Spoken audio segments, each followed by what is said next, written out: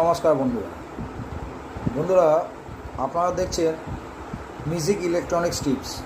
এই চ্যানেলটা ইলেকট্রনিক্সের যে কাজ করছি, আপনি আমার ভোল্টেজের দেখুন, এই যে মিটারটা আছে দেখুন, যে পয়েন্টিংয়ে করা আছে, অ্যারো দেওয়া আছে, 20-তে রাখা আছে, এটা ডিসি ভোল্টেজ আছে। ঠিক আছে, এই ডিসি ভোল্টেজে আমি কাজ করছি, আমি আপনাদের দেখাচ্ছি। কোনো সময় যদি কোনো ব্যাটারি দেখুন দুদিকেই বন্ধ করা আছে, ঠিক আছে, কোনো ব্যাটারি আপনি আগে তো দেখবেন নেগেটিভ পজিটিভ কোনটা আছে।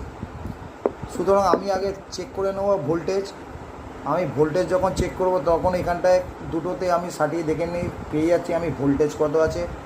যখন দেখব মাইনাস সাইন দেখাচ্ছে তখন বুঝবো যে আমার পোলারিটি ভুল আছে। তো আমি এখানে যখন লালটা আর এখানে কালোটা এমনি অ্যাটাচ করছি তখন আমি ভোল্টেজ পাচ্ছি। তো আমি ভোল্টেজ শো করছে আমার, দেখুন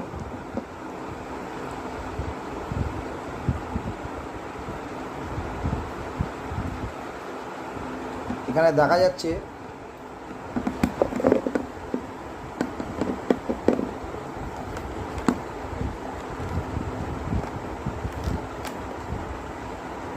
4.07 মানে 4 ভোল্টের কাছাকাছি আমি পেয়ে যাচ্ছি। কিন্তু বন্ধুরা ধরুন আপনি দেখছেন এরকম ফাঁকা আছে, এই দিকটা দেখুন এমনি ফাঁকা, কিন্তু এই তারফারগুলো কাটা আছে। তো আপনি এর পোলারিটি চেক করে নিন কোনটা মাইনাস কোনটা প্লাস। তো আমি যখন মাইনাস প্লাস দেখব, তো আমি এমনি মাইনাস প্লাস আমি এই দুটো পোলে যখন মিটারে সাটাবো তখন আমি বুঝতে পারবো যে কোন দিকে প্লাস মাইনাস আছে। আবার ঘুরিয়ে নেবেন, প্লাস মাইনাস যখন আপনি এমনিভাবে দেখে নেবেন, চেক করে নেবেন, তখন আমি দেখতে পাচ্ছি এর মধ্যে কোনো ভোল্টেজ নেই, কিন্তু আমি বোঝা যাচ্ছে প্লাস মাইনাস কোন দিকে পড়ছে। ঠিক আছে, আমি তাহলে সেই রকমভাবে আমি কাজ করব, সেই রকমভাবে আমি চার্জারে চার্জ করব। ঠিক আছে বন্ধুরা, এমনিভাবে ব্যাটারি আপনাদের চার্জ করতে হয়।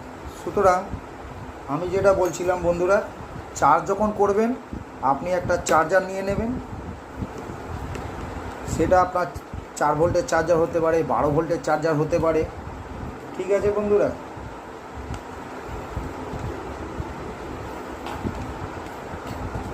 আপনারা ঠিক করবেন কি এই একটা লাইনে চলে আসবেন, মাইনাস প্লাস যেমন আমি দেখেছি এমনিভাবে দুটো লাইনে কিছুক্ষণ ধরে রাখুন।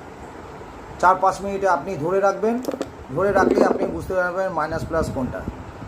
আপনি যদি ভুলও হয়ে যায় কোনো সময়, এমনিভাবে আপনি চার্জ দিচ্ছেন দেখবেন গরম হয়ে যাচ্ছে, তাহলে বুঝবেন আপনার লাইন ভুল আছে, তখনই চেঞ্জ করে নেবেন।